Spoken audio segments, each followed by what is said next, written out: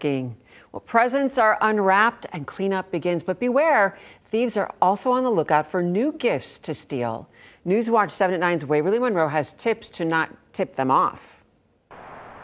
Time to take out the trash, but your empty boxes could give a reason for thieves to snatch your new gifts. You're just waiting for someone to come and look and go, this guy's got a new PS5 or the big 75-inch TV box laying out there. Nebraska State Trooper Caleb Mayfield has tips on how to avoid break-ins. Keep that in your garage until trash day, or if you can get the box broken down, fit it in your trash can, put it somewhere where it's just out of sight. And when trash day does come around, sustainability consultant Samantha Neiman wants you to think eco-friendly. The easiest to recycle is cardboard boxes.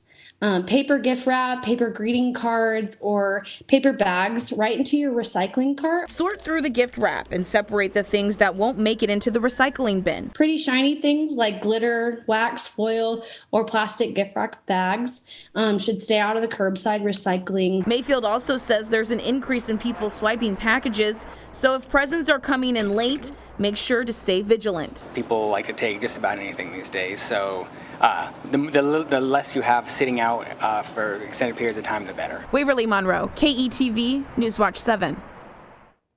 Well, still to come, it's just been over 1 year since an Omaha police officer came home after nearly dying in the hospital.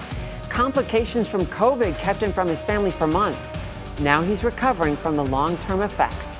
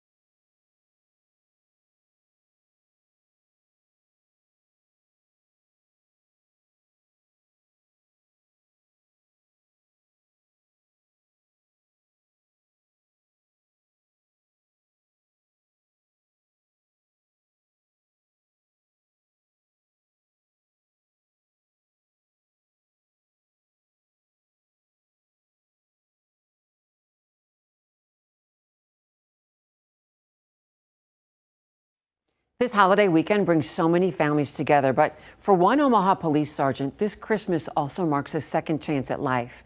That's when Tony Connor, president of the Omaha Police Officers Association, finally left the hospital. Now, 1 year later, he shares his story as he fought COVID with Newswatch 7 at 9's Michelle Bander. Simple pleasures for Tony Connor these days. Indiana was a wonderful surprise. Like hanging out with family on the couch, brings so much joy. I think whenever you have a near-death experience, you will look at life a little differently. This law enforcement family already sees things differently, knowing the deadly risks of the dangerous job Connor has held with the Omaha Police Department since the year 2000. I don't think that any family is truly prepared for that. So I don't know if you can really ever be truly prepared for that. So. Or COVID. Or even in this case, COVID, yeah. I was on the brink of death. Connor and his wife Linda both tested positive for COVID at the end of October last year. She recovered, he didn't. It was one of the worst experiences in my life. Connor's wife drove him to the ER November 6, 2020 because he was having trouble breathing and his oxygen levels were low. He improved and doctors released him from the hospital about a week later. But the next day, an ambulance had to rush him back to the ER and doctors put him on a ventilator that night. The last thing I remember was being in the emergency room. The nurses putting IVs in my arms and I was on a breathing machine. Last thing I remember, and then I'm waking up from a coma. Then at 42 years old, Connor spent 9 days in a coma, 3 weeks on a ventilator and trach, a total of 30 days in the intensive care unit at Bergen Mercy Hospital. I didn't think he was going to survive. Pulmonologist Dr. Zachary Depew works on extremely ill COVID-19 patients. He inserted tubes into Connor's lungs. Blood clots made his situation critical. I prepped his wife, and we had multiple conversations around, basically I was saying I'll do everything I can, but I kind of started to plant the seed for her to say, you probably want to have family come and, see him. It was awful. I mean, to somebody tell you that get ready to lose, the love of your life. But like her husband, Linda Connor is a fighter too. She spent 12 hours every day by his bedside. Did you say goodbye? No. I never say goodbye. I say, see you tomorrow, babe. See you tomorrow. I know he's a fighter, and I know that he was going to stay with us. There was moments where, my family and my law enforcement family was preparing my funeral. But Connor battled and didn't give up. I wanted to get back to my family, so all I could think about was my kids. So I really wanted to get back to my family. So that was one of the reasons I fought so hard to get back. His blue family was waiting for him with fist bumps and applause as he left the ICU to go to rehab. Then came the fight to regain his strength and learn how to walk again. He took advice from a friend. He says, look down at your feet and take it one step at a time. Don't look at the finish line, take it one step at a time. This father of three knew every single step would get him closer to his family and those simple pleasures. I just don't want to ever go through that again. That was hard. 10-year-old Mia, 6-year-old TJ, and 21-year-old Diavion were waiting for their dad at home. They didn't get to see him for 2 months, but now they get another Christmas with him. It was a very good present, guy, because he was my dad and he almost passed away. I hope that this story gives other families hope that whether their family members struggling from COVID or struggling from whatever other disease or problems, that they can make it too, and there is a possibility of them surviving. What a story. Michelle Bender reporting. Tonight at 10 on KETV, Tony and his wife meet some of the healthcare heroes who saved his life. He went back to work as union president in February. From Omaha's weather leader, Chief Meteorologist Bill Ranby with your accurate Weather Now forecast.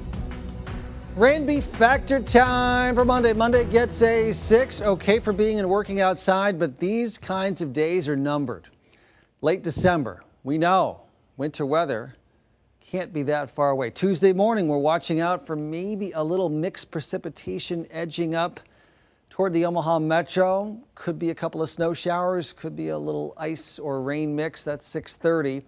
More likely is east of us into Iowa, but still chance around the Omaha Metro for the morning on Tuesday, and then edging off to the east. We get some sunshine as we go into the afternoon. Today, 50, 20, high and low, way above the averages, no record. No precipitation this month, 0.38, and most of that was on the big windstorm day with the severe thunderstorms and the super high winds. 15th of December with a 74-degree high. Look at that, West Omaha here. 38, little north breeze now at 6 miles an hour. Temperatures down to 30 in Tekamah, 33 in Norfolk, but still in the 40s here in southwestern Iowa. A little east breeze there. Northwest wind going to start to kick in. A couple of showers on Super Doppler 7 radar, Cass County, down into Adams, Taylor counties, but those have just recently popped up and are rapidly moving eastward away from us. Some mid-level moisture there. See a bit of snow across Minnesota, Wisconsin, now really picking up in Wisconsin. Fortunately, held off for most of the day. This is the system we're watching for Tuesday. I know, it doesn't look like much. It is going to zip eastward very quickly, and the question is, will there be moisture available to see any kind of precipitation on Tuesday morning? That's the problem with these fast-moving Pacific systems. Oftentimes they don't have much moisture with them, and it makes it kind of hard to time and gauge the severity of the impact. Well, tonight clearing out, tomorrow morning sun, clouds come back for tomorrow afternoon. Tomorrow night clouds thicken up, and then here's that Pacific system rapidly coming eastward. So again, showers, maybe some patches of freezing rain, some snow, especially east of us in Iowa. We get a northwest breeze there on Tuesday, but some sunshine in the afternoon. Skies mostly clear here overnight. 30 degrees the low temperature, 31 at 8 a.m., 39 noontime, peaking in the low 40s. Partly sunny, lighter winds in the afternoon, but clouds thicken up. A little cooler than today. There's that chance Tuesday morning. Impact weather for Tuesday morning drive. Cold day Wednesday, but then we're back up in the 30s on Thursday and Friday. Oh, Julie, what is that? 13, 17, sub-zero low. Yeah, there's all downhill from here, Bill. Huge change with the start of the new year. Watching a possible storm system there. Weather updates anytime. Download the KETV mobile app, interactive radar, storm alerts, latest forecast right there on the home screen, free for iPhones and Android devices. Storm's a long way off there for the weekend, so don't, pull out the snow thrower just yet. Hoping things could change. We'll see. Okay, thanks, Bill. Sure. Coming up in sports, Iowa State will be without star running back Breece Hall for its bowl game. Ellie French shares who could step up for the Cyclones. You're watching News Watch 7 at 9. This is MeTV Omaha.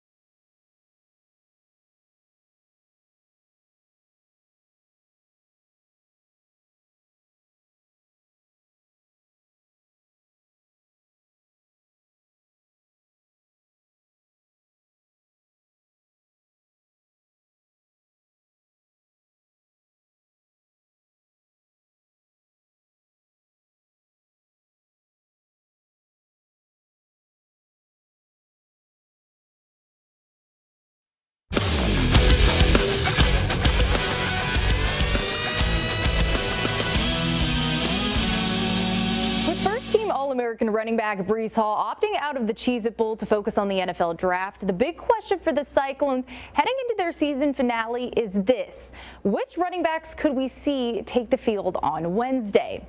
Now, sophomore Jairel Brock is essentially a guarantee, but what about true freshman Deion Silas and Eli Sanders? Both have played in 4 games this season, which means if they do play Wednesday, they burn their red shirts. Head coach Matt Campbell said it's possible that could happen, and according to offensive coordinator Tom Manning, if they play or not will be based on how the game plays out. You know, certainly I think we feel like we have options, but, you know, Jairel is a guy that has played a lot of football for us. Certainly